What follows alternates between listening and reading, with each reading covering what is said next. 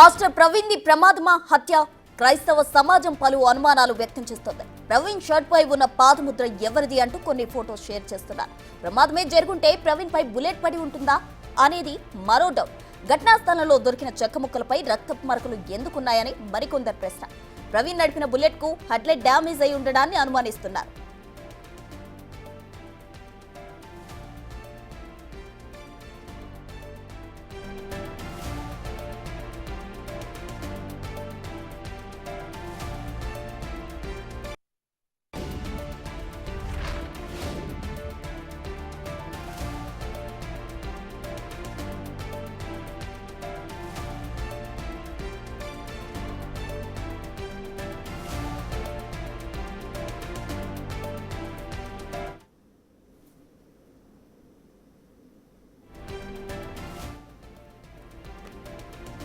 ఇక పాస్టర్ ప్రవీణ్ పగడాల మృతికి సంబంధించి పూర్తి వివరాలు మా ప్రతినిధి, మా ఎగ్జిక్యూటివ్ ఎడిటర్ అశోక్ అందించేందుకు సిద్ధంగా ఉన్నారు. అశోక్, చెప్పండి. అయితే ఇది ప్రమాదమా పన్నాగమా అనే అనుమానాలు క్రైస్తవ సంఘాలు ఎక్కువగా వ్యక్తం చేస్తున్నాయి. దీనికి సంబంధించిన పూర్తి డీటెయిల్స్ ఏంటి?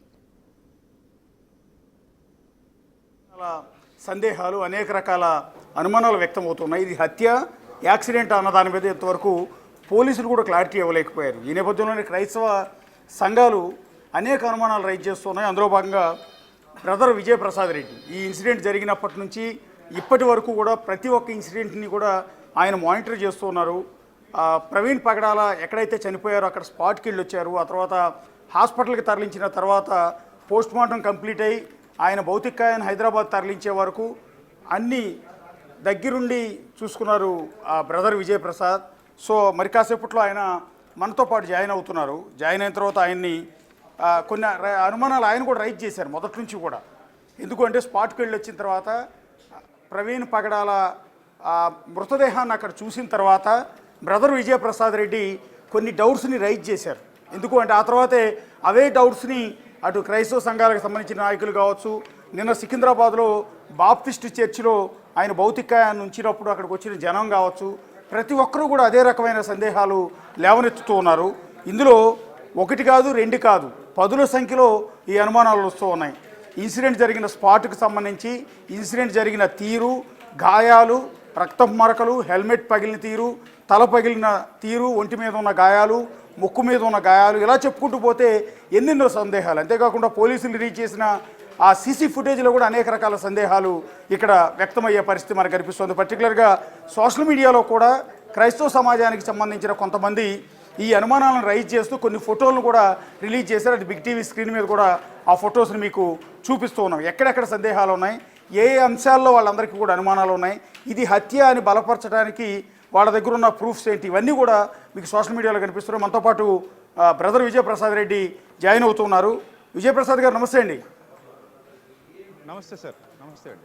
యా మీరు మొదటి నుంచి కూడా మానిటర్ చేస్తున్నారు, స్పాట్కి వెళ్ళారు, ఇమ్మీడియట్గా అందరికీ సమాచారం ఇవ్వటమే కాకుండా ఎంటైర్ అందరినీ అక్కడికి గ్యాదర్ చేయటంలో మొత్తం మీది చాలా ప్రధానమైన పాత్ర. అక్కడ జనాన్ని కంట్రోల్ చేయటం కూడా, ఆ రోజు మార్చిరీ దగ్గర జరిగిన గొడవల్లో కావచ్చు, ఇదంతా కూడా కంట్రోల్ చేయటం మొత్తం మీరు బాధ్యత తీసుకుని ముందుండిగా నిలబడ్డారు. అదే క్రమంలో మీరు మొదటి నుంచి కూడా కొన్ని అనుమానాలు రైజ్ చేస్తూ ఉన్నారు, ఆన్ రికార్డెడ్. సో అవే సందేహాలు వాళ్ళ సోషల్ మీడియాలో కూడా క్రైస్తవ సమాజంలో ఉన్న అనేక మంది ప్రశ్నిస్తూ ఉన్నారు. ఒకసారి మీకున్న డౌట్స్ని ఏమైనా రైజ్ చేస్తారా? అదే సార్, నాకున్న డౌట్ ఏంటంటే ఆ సీసీటీవీ ఫుటేజ్ ఏదైతే పోలీసు వారు రిలీజ్ చేశారో దానికి ముందేం జరిగింది? అప్పటికే హెడ్ లైట్ పగిలిపోయి ఆయన బ్లింక్ అవుతుంది, ఈ పక్కన సిగ్నల్ లైట్ వేసుకుని వస్తున్నారు, అప్పటికే హెడ్ లైట్ పగిలిపోయింది కదా. అంతకు ముందున్న సీసీటీవీ ఫుటేజ్ ఏమైనా ఉందా, వాళ్ళకి ఏమైనా లభ్యమైందా, అది ఎందుకు బయటికి రిలీజ్ చేయలేదు అనేది ఫస్ట్ మాకున్నటువంటి పెద్ద అనుమానం అది. ఓకే. రెండోది ఏంటంటే ఆ బండి ఆయన మీద అంత ఎత్తు ఎగిరి పడితే మిగిలిన బోన్స్ అన్ని ఎందుకు ఇరిగిపోలేదు? మొత్తం బాడీ ఛిద్రమైపోవాలి కదా. అంత రాయల్ ఎన్ఫీల్డ్ అనేది చాలా వెయిట్ ఉన్న బండి. అవునండి. అంత ఎత్తులో ఆయన కింద పడి దాని మీద ఎగిరి పడితే అంత ఎగిరి పడ్డప్పుడు మొత్తం బోన్స్ అన్ని మొక్కలు అయిపోవాలి, రిబ్స్ అన్ని ఇరిగిపోవాలి, మొత్తం అంతా ఛిద్రమైపోవాలి కదా బాడీ. పట్టుకెళ్ళి పెట్టినట్టుగా ఎలా ఉంది బాడీ అనేది ఒకసారి అది పెద్ద డౌట్. మరోది ఏంటంటే సైలెన్సర్ చాలా హీట్ ఉంటుంది, 350 cc అండి రాయల్ ఎన్ఫీల్డ్. అవునండి. అంత సీసీ విజయవాడ నుంచి బయలుదేరి వస్తూ ఉంటే ఎంత హీట్ ఎక్కిపోద్దండి. ఓకే. అంత హీట్ ఎక్కిపోయిన బండి ఆయన ఒంటి మీద పడితే బట్టలు కాలిపోవాలి కదా, యా అవునండి. చర్మం అంతా ఉడికిపోవాలి కదా, చర్మం అంతా ఉడికిపోవాలి, అసలు కాలిపోవాలి. అంటే ఆయన శరీరం అంటే ఆయన కాళ్ళ మీద ఈ బండి పడి ఉంది కదా, అవును కదా, మీకు ఆ ఇమేజెస్ సైలెన్సర్ కూడా ఆయన బాడీ ఇచ్చాను మీద కదా. ఉందండి. అవునండి, సైలెన్సరే బాడీ మీద పడింది. ఓకే, సైలెన్సర్కి ఎలాంటి ప్రొటెక్షన్ కూడా లేదు సార్, గాడ్ లేదు దానికి. యా ఇది వాల్యుబుల్ డౌట్ నిజానికి, ఇది ఇంతవరకు ఎవరు రైజ్ చేయలేదు నిజానికి. ఉమ్. అవునండి. దానికి గాడ్ లేదు, డైరెక్ట్ ఆయన మీద సైలెన్సర్ కూర్చుంది. అంత వేడిగా ఉన్న సైలెన్సర్ ఆయన మీద పడ్డప్పుడు అసలు మొత్తం కాలిపోవాలి కదండి, ఎందుకు కాలలేదు అనేది అది పెద్ద డౌట్. యా మరో ముఖ్యమైన డౌట్ ఏంటంటే మనిషి కింద పడి మనిషి మీద బండి పడ్డప్పుడు మనిషి బరువు ఎక్కువ ఉంటాడా, బండి బరువు ఎక్కువ ఉంటుందా? మనిషి మీద బండి పడ్డప్పుడు అంత దుమ్ము ఎలా లేచింది? ఓకే, దుమ్ము ఒక్కటే లేస్తుందండి అక్కడ, ఆయన చూపించిన సీసీ ఫుటేజ్లో దుమ్ము ఒక్కటే లేస్తుంది కదా. ఓకే, ఒకళ్ళు నిజంగానే అక్కడ జారి పడిపోయారు అనుకుందాం, అంటే హిట్ అండ్ రన్ అనుకుందాం కాసేపు. ఆ కారు రెడ్గా వెళ్ళినటువంటి కారు హిట్ చేసింది, ఎందుకంటే బ్యాక్ సైడ్ కూడా ఉంగిపోయి ఉంది, ఎవరో గుద్దినట్టుగా. ఓకే, అవును. అలాంటప్పుడు అంత దుమ్ము ఎలా లేచింది? ఒకళ్ళు అంత దుమ్ము లేస్తే అంత ఎత్తులో ఎగిరి పడిపోయినటువంటి బండి పడ్డప్పుడు మొత్తం స్కల్తో సహా మొత్తం పగిలిపోవాలి, బాడీ ముక్కలు అయిపోవాలి, అంత పెద్ద బండి ఎగిరి పడితే 10 అడుగుల లోతులో. ఓకే, మరి దాని మీద ఇన్వెస్టిగేషన్ ఏం చేశారో తెలియదు, ఇంతవరకు ప్రైమరీ రిపోర్ట్ ఇవ్వలేదు, పోస్ట్ మార్టం రిపోర్ట్ ఎవరికి ఇవ్వలేదు. ఓకే, మీడియా ముందుకు వచ్చి కనీసం ఇంత ఇష్యూ జరుగుతుంది, 2 తెలుగు రాష్ట్రాల్లో అన్ని వేల మంది ప్రజలు వచ్చి రోడ్డు మీద నిలబడ్డారు, అసలు ఇంత ఇష్యూ ఎందుకయిందంటే సార్, ఇంత ఇష్యూ ఎందుకయిందంటే చాలా రోజులుగా సోషల్ మీడియాలో మత కల్లోలాలు జరుగుతున్నాయి సార్, ప్రభుత్వాల దృష్టికి ఎవరు తీసుకెళ్ళట్లేదు సార్ దీన్ని. అవునండి. అసలు ప్రభుత్వాలు దీని మీద దృష్టి కూడా పెట్టలేదు సార్ ఇప్పటి వరకు. అవునండి. చాలా దారుణం అశోక్ గారు ఇది, ఎందుకంటే సోషల్ మీడియాలో యూట్యూబ్ ఛానల్స్ పెట్టుకొని ఎవరు ఇష్టం వచ్చినట్టు వాళ్ళు ప్రతిరోజు ఇదే పనిగా బతుకుతున్న వాళ్ళు ఉన్నారు సార్. కొన్ని ఛానల్స్ ఉన్నాయి ఇదే పని మీద బతుకుతున్నాయి అవి. మీదొక వీడియో ఈ అంశం మీద, సోషల్ మీడియా అంశం మీద మీదొక వీడియో నేను చూశానండి. ఆ వీడియోలో మీరు చాలా ఎంత బాగా చెప్పారంటే, ఒక మతంలో కొనసాగుతున్న వాళ్ళు ఇంకొక మతం గురించి కించపరిచేలా కానీ, బూతులు మాట్లాడటం కానీ, ఆ దేవుళ్ళని తిట్టడం కానీ, ఆయా మతాలకు సంబంధించిన దేవుడు కావచ్చు, అల్లా కావచ్చు, జీసస్ కావచ్చు, ఎవరినైనా సరే దూషించడం అనేది చేసి అతి కిరాతకమైన తప్పు అని మీరు ఒక వీడియోలో చెప్పారు. నిజంగా అది అద్భుతం అండి. చాలా రోజులుగా చెప్తున్నాను సార్ అది. కానీ దీన్ని గవర్నమెంట్ కూడా కొంత మానిటర్ చేస్తున్నట్టు అనిపించట్లేదండి. ఈ రకంగా మతాలకు సంబంధించిన అంశం అనేది చాలా చాలా సెన్సిటివ్. అది ఇలా ఇష్టం వచ్చినట్టు ఎదుటి మతాల గురించి ఈ విధంగా బూతులు తిడుతూ, ఆ దేవతలని దేవుళ్ళని ఉద్దేశించి తిడుతూ, విగ్రహాలు దేవాలయాల గురించి బూతులు తిడుతూ వీడియోలు చేస్తున్నా కూడా ప్రభుత్వం వాటిని తీయించేయటం కానీ, ఆ ఇన్స్ట్రక్షన్స్ కానీ ఎక్కడా కనిపించట్లేదండి. అవునండి. ఇప్పుడండి ముఖ్యంగానండి క్రైస్తవ్యం అనేసరికి చాలా చులకనగా పోస్టులు పెట్టేవాళ్ళు చాలా మంది ఉన్నారు సార్. అవును అవును. క్రిస్మస్ దగ్గరకు వచ్చేసరికి మరియమ్మను దూషిస్తూ పోస్టులు పెడతారు. అవునండి. యేసుక్రీస్తుని దూషిస్తూ పోస్టులు పెడతారు. అవును. సో అలా కొందరు వ్యక్తులు సార్, అందరూ కాదు, చాలా మంది, అన్ని మతాల్లో చాలా మంది మంచోళ్ళు ఉన్నారు. అవును. కొంతమంది చీడ పురుగులు కూడా ఉన్నారు, అన్ని మతాల్లో ఉన్నారు అలాంటి వాళ్ళు. అవునండి. ఈ దూషిస్తూ పోస్టులు పెట్టడం వల్ల వ్యక్తిగత ద్వేషాలు పెరిగిపోతున్నాయి. ఆ వ్యక్తిగత ద్వేషం కాస్త సమూహ ద్వేషంగా మారిపోతుంది. అవునండి. అప్పుడు మనం ఈ సమూహ ద్వేషాలు పెరిగిపోతే రేపు పొద్దున మన పిల్లలు స్కూళ్ళలో ఎలా చదువుకోవాలి, మన పిల్లలు ఒకరితో ఒకరు సామరస్యంగా ఎలా ఉండాలి, ఇలాంటి భారతదేశం మనకి ఎందుకండి? భిన్నత్వంలో ఏకత్వం కలిగిన భారతదేశం మనకు కావాలి. అందరినీ సహృదయంతో కలుపుకుపోయే భారతదేశం మనకు కావాలి. ప్రేమతో కూడుకున్న భారతదేశం మనకు కావాలి. ఈ కొట్లాటలు గొడవలు ఇవి కాదు కదండి. అవును.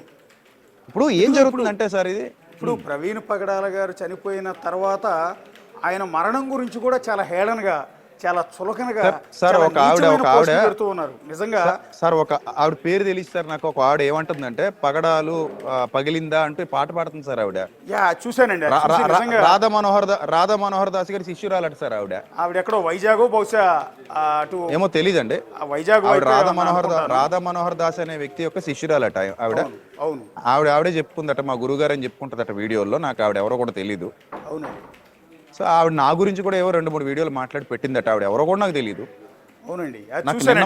చూశాను. అది నిజంగా తప్పు. అది ఇక్కడ స్వయం నిగ్రహం కావాలి, స్వయం నియంత్రణ కావాలి. ఇలాంటి అంశాల్లో కనీసం ఏమండి కొన్ని విషయాలు మనకు మాట్లాడడం సార్. గ్రంథాల్లో ఉన్న విషయాలు అవును మనోభావాలు దెబ్బతింటాయి, వాళ్ళని బాధ పెట్టకూడదని కొన్ని తెలిసినా కూడా మాట్లాడకూడదు సార్. అది సంస్కారం. అది అవునండి ఇప్పుడు కొన్ని విషయాలు ఉంటాయి, ఆ రోజుల్లో ఆ కాలంలో అలా రాసి ఉండొచ్చు, లేదా ఆనాటి సంభవాలు ఆనాటి సమకాలీన సమాజం అలా ఉండుండొచ్చు.